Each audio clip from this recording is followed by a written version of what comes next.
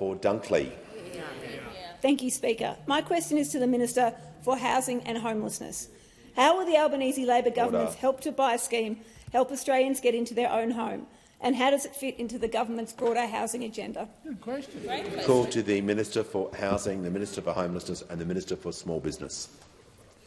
The member for Deakin is now warned. No interjecting before a minister speaks.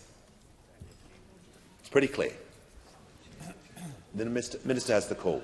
Thank you, Mr Speaker, and I do want to thank the terrific member for Dunkley for that question. I know that she understands that the legislation we'll be bringing to Parliament this week will help home buyers in her electorate and indeed across the country. Indeed, this will be life-changing for so many Australians, Mr Speaker.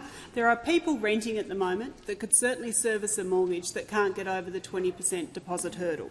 Help to Buy will help those that are renting or living at home to get over the hurdle of this deposit. This is a targeted help at helping low and middle-income Australians get into a home with just 2% deposit. The government will support eligible home buyers with up to 40% contribution for new homes and up to 30% for existing properties. This will help bring home ownership back into reach for thousands of Australians, and particularly for those that are renting. The member for Cook will cease interjecting.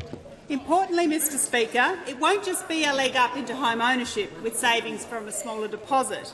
Help to Buy will provide long-term relief to Australians that are part of this scheme. It could help eligible homeowners save hundreds every month on a mortgage. States will need to pass their own legislation for Help to Buy to operate in their states. The states and territory leaders committed to this at National Cabinet in August. And indeed, just last week, housing ministers reaffirmed and they want to get this happening. Help to Buy will provide 10,000 places each year for 4 years, so we will be supporting more than 40,000 Australians into home ownership that otherwise would not have been able to purchase a home. Mr Speaker, as I said, this will be life-changing for so many Australians, particularly those on low and middle incomes.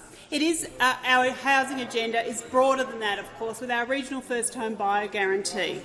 The home guarantee scheme, where we, of course, expanded to include siblings, we included it to include friends, we included it to people that have been out of home ownership for more than a decade to get back into home ownership. Indeed, the expanded home guarantee scheme has now helped more than 86,000 people into home ownership since we have been in office. 1/3 almost of first home buyers are now entering the market through this scheme.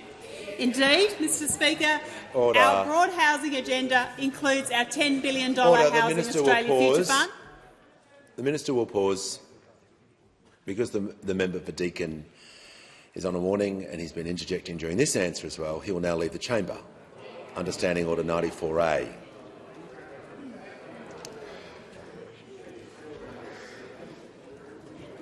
And the House comes to order. The Minister has the call.